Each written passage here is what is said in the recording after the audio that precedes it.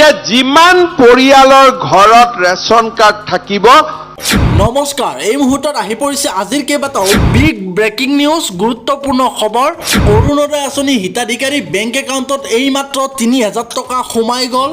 Ration card থকা প্ৰতিটো পৰিয়ালৰ বাবে মুখ্যমন্ত্ৰী হিমন্ত বিশ্ব শৰ্মাৰ বৃহৎ ঘোষণা। আপোনাৰ ঘৰত যদিহে ৰেচন কাৰ্ড আছে তেন্তে আপোনাৰ বাবেও আছে বৃহৎ সুখবৰ। আপুনি যদিহে চৰকাৰী ঘৰৰ বাবে জিঅ' টেগিং কৰিছিল আৰু চৰকাৰী ঘৰৰ বাবে এপ্লাই কৰিছিল তেন্তে আপোনাৰ বেংক একাউণ্টত প্ৰথম কিস্তিত টকা অতি শীঘ্ৰে সোমাই যাব। লাখপতি বাইদেউ আঁচনিৰ গছপুলি ৰোপণ কৰা মহিলাসকলৰ বেংক একাউণ্টত সোমাই যাব ২৫,০০০কৈ টকা। লগতে আছে আৰু কেইবাটাও আঁচনিক লৈ গুৰুত্বপূৰ্ণ খবৰ। মুখ্যমন্ত্ৰী হিমন্ত বিশ্ব শৰ্মাৰ ডাঙৰ ঘোষণা। আটাইখিনি খবৰ আপুনি জানিবৰ বাবে ভিডিঅ'টো শেষলৈকে স্কিপ নকৰাকৈ চাই থাকক আৰু এই ভিডিঅ'টোত এটা লাইক কৰি আপোনাৰ বন্ধু বান্ধৱীৰ মাজত ভিডিঅ'টো শ্বেয়াৰ কৰি দিব।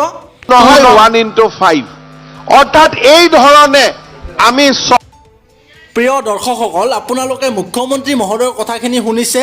তেখেতে আগতে উল্লেখ কৰিছিল যে যিসকল পৰিয়ালৰ হাতত ৰেচন কাৰ্ড থাকিব, ৰেচন কাৰ্ড থাকিলে তেওঁলোকে কেইবাটাও সুবিধা লাভ কৰিব। তাৰ ভিতৰত মূল সুবিধাটো আছিল অৰুণোদয় আঁচনিৰ সুবিধা। আৰু তেখেতে উল্লেখ কৰিছিল যে অৰুণোদয় আঁচনি বন্ধ নহয়, নিৰ্বাচন গ'ল কিন্তু এতিয়াও অৰুণোদয় আঁচনি বন্ধ নহয়। আগৰ নিচিনাকৈ অৰুণোদয় আঁচনি হিতাধিকাৰীসকলে লাভ কৰিবলৈ সক্ষম হ'ব।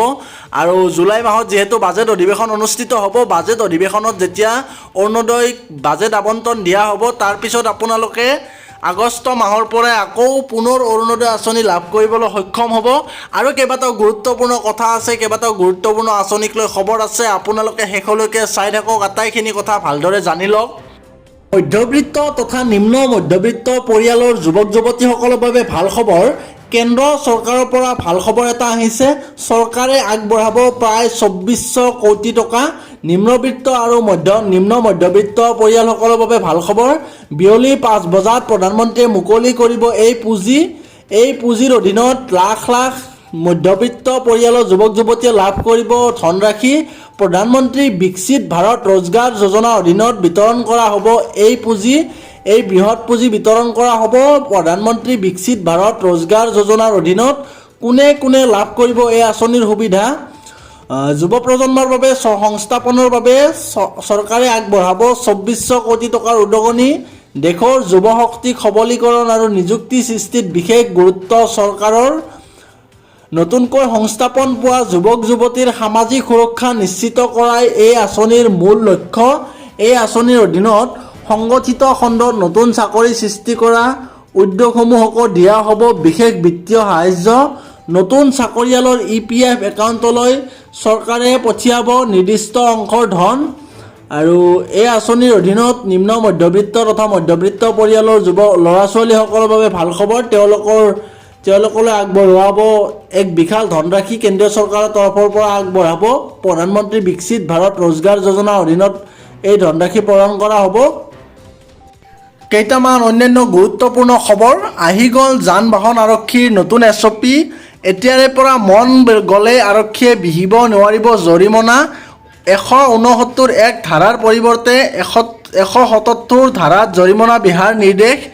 এই ধাৰাৰ অধীনত ১,০০০ টকালৈ হ্ৰাস কৰা হ'ব জৰিমনা। মোবাইলৰ কেমেৰাৰে ফটো তুলি ন' পাৰ্কিঙৰ জৰিমনা বিহিব নোৱাৰিব। POS ডিভাইচেৰে তোলা ফটোহে যোগ্য বিবেচনা কৰা হ'ব বা গ্ৰহণযোগ্য হ'ব। বাহনৰ গৰাকীয়ে লগে লগে মেছেজ পাব লাগিব, জৰিমনাৰ মেছেজ পাব লাগিব। পুৱাৰ ভাগত ফটো তুলি নিশালৈ জৰিমনা বিহা কাৰ্য বন্ধ হ'ব। লগে লগে তেওঁলোকে জৰিমনা বিহিব লাগিব।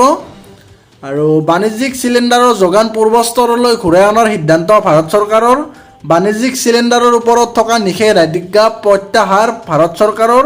সংকটৰ পূৰ্বস্তৰলৈ ঘূৰাই অনা হৈছে বাণিজ্যিক চিলিণ্ডাৰৰ যোগান। অত্যাধিক মাত্ৰাত LPG যোগান ৫০% পূৰ্বৰ অৱস্থালৈ ঘূৰাই অনাৰ চেষ্টা। পাইপযুক্ত প্ৰাকৃতিক গেছ সংযোগ থকা গ্ৰাহকসকলক PNG ব্যৱহাৰ কৰাৰ পৰামৰ্শ। আৰু গুৱাহাটীৰ যিবিলাক পাৰ্ক, সেই পাৰ্কবিলাকৰ যি নিৰিখ আছিলে প্ৰৱেশৰ নিৰিখ, সেয়া নতুনকৈ নিৰ্ধাৰণ কৰা হৈছে। আপুনি জোৰপুখুৰী পাৰ্কত গ'লে ২০ টকা দিব লাগিব, গান্ধী মণ্ডপৰ ২০ টকা, অমৃত উদ্যান ৩০ টকা, অটল উদ্যান ৩০ টকা, শ্ৰদ্ধাঞ্জলি কানন ৩০ টকা, নেহৰু পাৰ্ক ৫০ টকা, বটানিকেল গাৰ্ডেন ৬০ টকা, সতী ৰাধিকা শান্তি উদ্যান ৬০ টকা, ব্ৰহ্মপুত্ৰ ৰিভাৰ ফ্ৰণ্ট ৬০ টকা, ৰিভাৰ হেৰিটেজ চেণ্টাৰ 150 টকা আৰু গুৱাহাটী ৰপৱেত গ'লে আপুনি 250 টকা দিব লাগিব। এইদৰে নতুন নিৰিখ নিৰ্ধাৰণ কৰিছে। অন্যান্য গুৰুত্বপূৰ্ণ খবৰ, জুবিন গাৰ্গৰ নামত অসমীয়া এখন চলচ্চিত্ৰ নিৰ্মাণ হ'ব, লাভ ইউ জুবিন দা, আৰু ছবিখন পশ্চিমবংগত নিৰ্মাণ হ'ব। লগতে অসমীয়া লগতে আৰু বাংলা আৰু হিন্দী ভাষাতো মুক্তি পাব ছবিখন। জ্যোতি চিত্ৰবনৰ